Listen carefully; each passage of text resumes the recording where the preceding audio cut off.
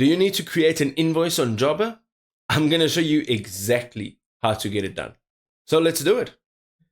So to create an invoice on Jobber, the first thing you need is to go up to the top left and click on create. And we're going to click on the invoice icon, which will take you through to this page. Here we can now choose the client that we would like to actually invoice. So once you're setting up your Jobber account, you'll actually be able to import contacts. So all of the client's details will actually be in over here. So you can see there's an address and this is the job name. So we're going to just select this one and say next step. You can actually see that we are going to invoice.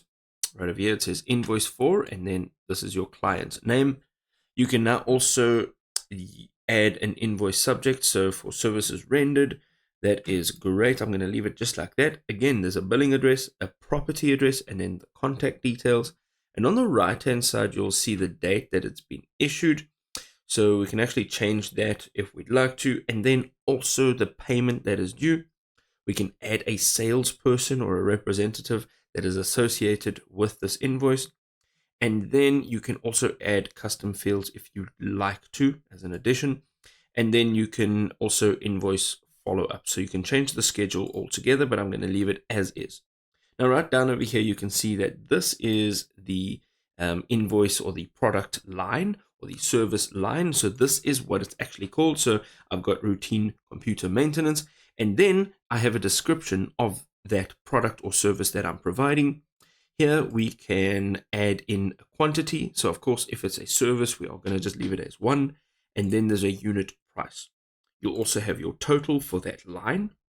And just underneath here, you'll be able to add an additional line. So here, if there were perhaps parts that were necessary, you can add the name as well as a description, the quantity, and again, the unit price and the total. Now, what will happen thereafter is you'll get a subtotal, which looks like this. And here you can add discount, tax, and any deposit that is required. You can add a message to your client. You can also add notes that will be seen only by you and your team, won't be seen by the client.